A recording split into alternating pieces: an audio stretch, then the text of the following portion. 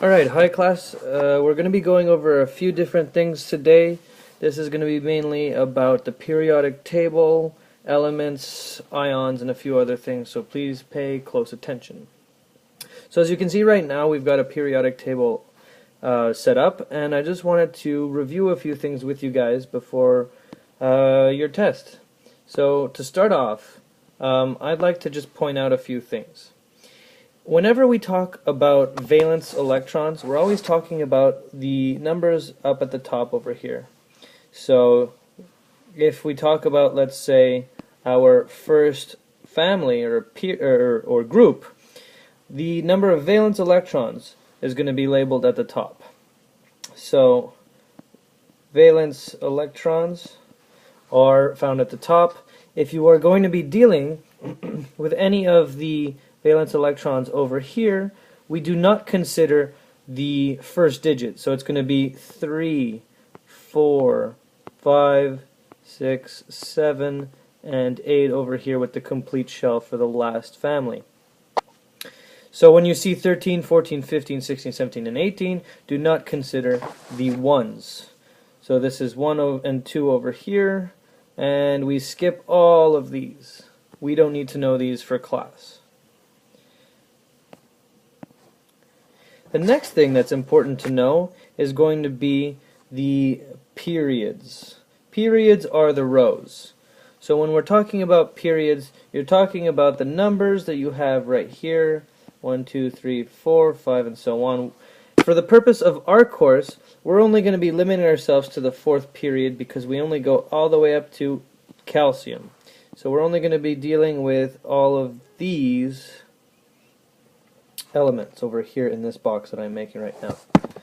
So, with that being said, the first 20 elements, you need to know their symbols and their names. You'll be given a periodic table, but the periodic table like this one will not have a name. So if we take a look at, let's say, Si over here, you should know that Si is actually called silicon.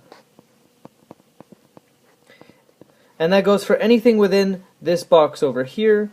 You will need to know every single chemical symbol and their respective names.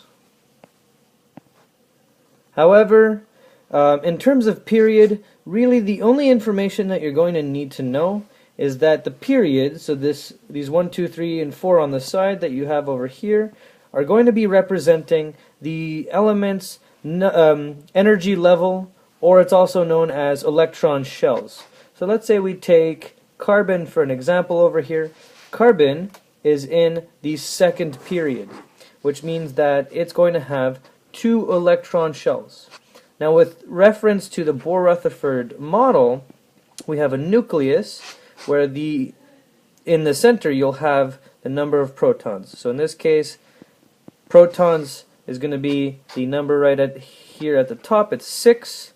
And when we talk about energy levels, it's going to be these little arcs that we draw. In this case, we're going to have 2 because we are in period 2, and we are going to fill them out with the number of electrons. We have 6. That means the first is going to be 2, and the last, the valence, is going to be, sorry, that's a mistake, 4, since we can tell from the valence right here, 4. Now some of you might be wondering how I got 2 and 4. What you need to remember is that the first energy level and so on have maximums in terms of how many electrons can be found inside. The first energy level always has a maximum of 2. The second energy level always will have a maximum of 8. The same goes for the third. And since we're stopping with calcium, the maximum, or the 4th valence shell, will have a maximum of 2, since calcium's the last one we're going to. So what you need to remember is 2, 8, 8, 2. These are the maximum number of electrons you can have in your energy levels, your electron shells, that are denoted by the periods on the left, which is the row. So now we're going to go over just a basic where things are found on the periodic table. Most of you should remember this. We've got a little step-like line over here, which is going to be our basis for separating non-metals, which are on the right, metals on the left, and metalloids that usually follow, metalloids that are on and around the staircase. So if we're going to go by color, your nonmetals are over here. Your metals are going to be found pretty much all of the rest over here. And then your metalloids are going to be on the staircase that will be right around here. So this is a general idea of where you will find different things. Now if we're talking about their properties in terms of ions, what you need to know is that nonmetals, since they're found in this general area, they will be the ones that gain electrons when becoming ions. They're the ones that are going to have a positive charge. Metals over here, since these are the ones we're going to be focusing on for this course, they have few valence electrons. So it's easier for them to lose their electrons so that they go to the next full shell than it is for them to be gaining way more. So for example, if we take sodium over here, sodium has one valence electron. It's easier for it to lose that one valence electron and go to the next full shell that it will have, rather than gaining the 7 more electrons it needs to have a full shell. So this means that in general, all we really need to remember is that metals over here will have a positive charge, whereas nonmetals over here will have a negative charge when it comes to ions. So for example, you'll have Na plus versus, if we take fluorine over here, Fl minus.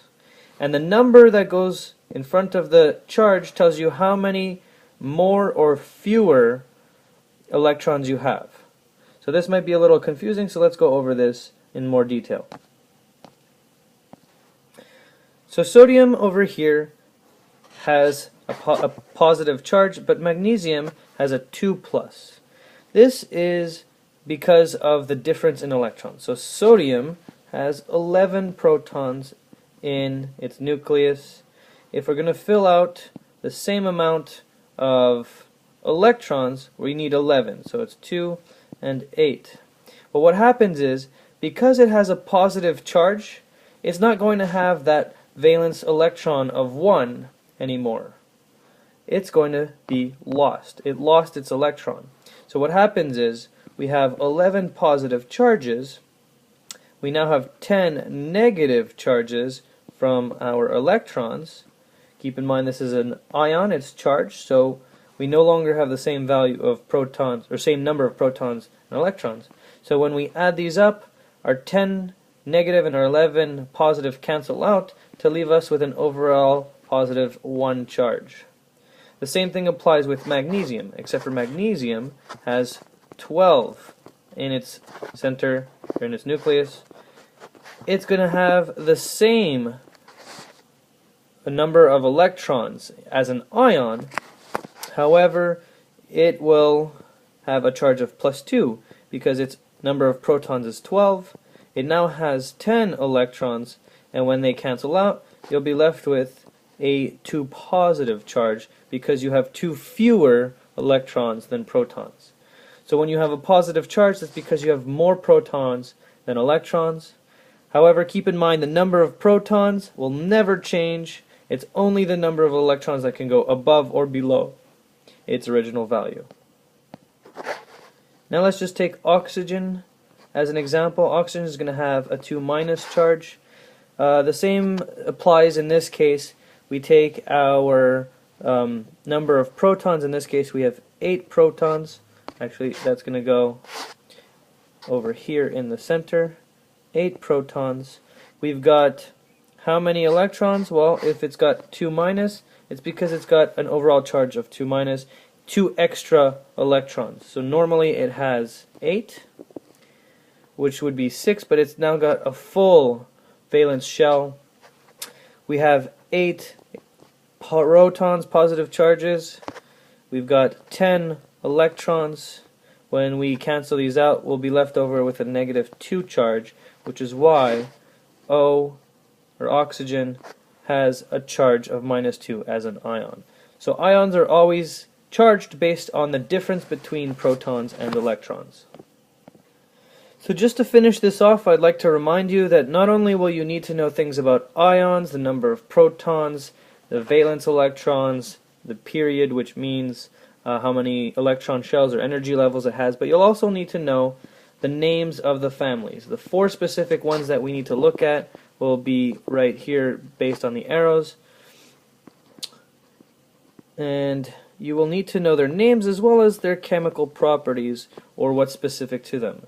Number 1 is going to be your alkali metals. Now, the metals, or the alkali metals, are highly reactive with water. This is also described as they react vigorously with water. Your second, number 2, is going to be the alkaline earth metals.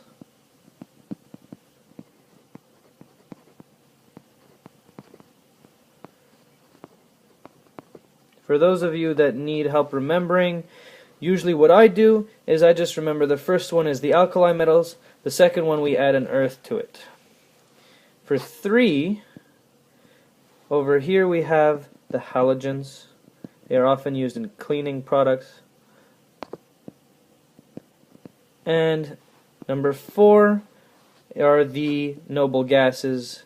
What we need to know about them is that they are completely unreactive. They will not react chemically with anything that is present. So these are the 4 families you'll need to know for your test, as well as other things, other upcoming tests and quizzes. So hopefully this has been a good review of a few things that pertain to the periodic table. I'd also like to just mention that you will need to know things from Chapter 1, such as which scientist, what they said, what models they came up with, and how it affected the evolution of the atom. So just as a review, you should remember J.J. Thomson, Dalton, Bohr, Rutherford, and what they've each said, each experiment, and what discoveries came out of them. If you have any questions, again, please feel free to come see me during class, at lunch or recess. And again, best of luck with your studies.